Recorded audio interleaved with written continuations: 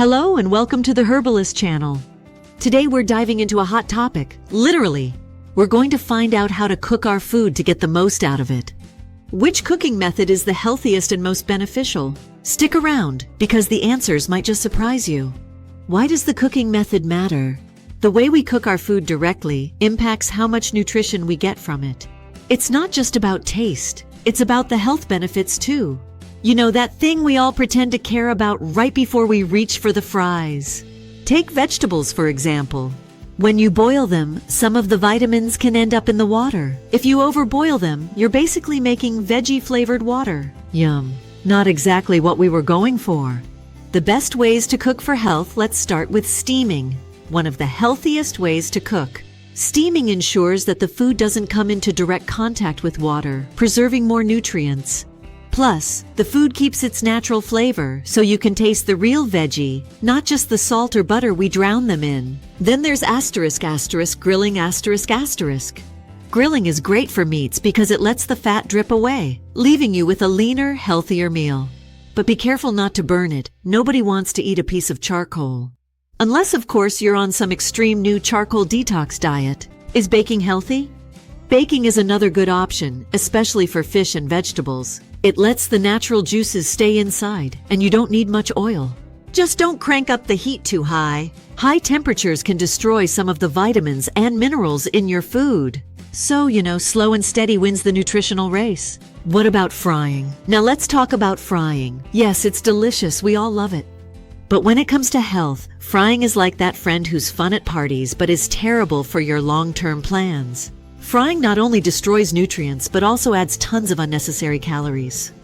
If you're looking for a healthier version, try oven-baked alternatives.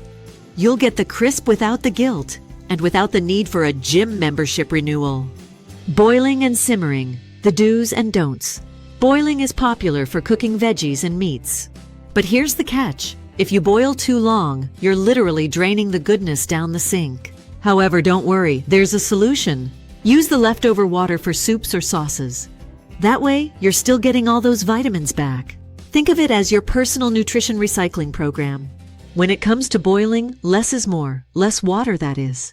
Too much water can wash away vital nutrients. Sautéing, a tasty and healthy option? Sautéing can be healthy if done right.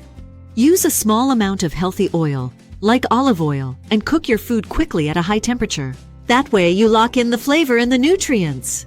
Just don't drown your veggies in oil unless you're aiming for deep-fried salad. Trust me, nobody's ordering that at a restaurant. Why you should try the pressure cooker. A pressure cooker might sound a bit intense, but it's actually a great way to cook food fast and keep the nutrients locked in. Plus, it saves energy, so it's good for your health and the planet. You get perfectly cooked meats and beans in a fraction of the time, which means more time to binge watch your favorite shows guilt-free. Is microwaving safe? Ah, the microwave, the ultimate kitchen shortcut. But is it healthy? Well, it depends. Microwaving can actually retain more nutrients than boiling, but only if you're careful. Make sure the food heats evenly and always cover it to prevent moisture loss. Otherwise, you're just microwaving a desert, dry, tasteless, and sad. For a pro tip, place a cup of water in the microwave while reheating. It helps to keep your food moist and avoid that rubbery leftovers feeling. Frozen food, to defrost or not to defrost. Frozen food can be a lifesaver, especially when you're short on time. But how you cook it matters. If possible, cook it straight from frozen. Letting it thaw can lead to nutrient loss. And a quick tip, avoid defrosting in the microwave unless you're really in a hurry. Instead, let it thaw naturally in the fridge. A little patience goes a long way here. The verdict, what's the healthiest cooking method? So what's the ultimate answer to the question of healthiest cooking methods? Drumroll, please. It's a tie between steaming, grilling, and baking. Steaming veggies and grilling meats help retain nutrients and keep flavors intact. Baking is another great option, especially for fish and veggies. Just remember to keep your temperatures moderate and your oil use minimal. Basically, aim for the food to be healthy, not your smoke detector going off every time you cook.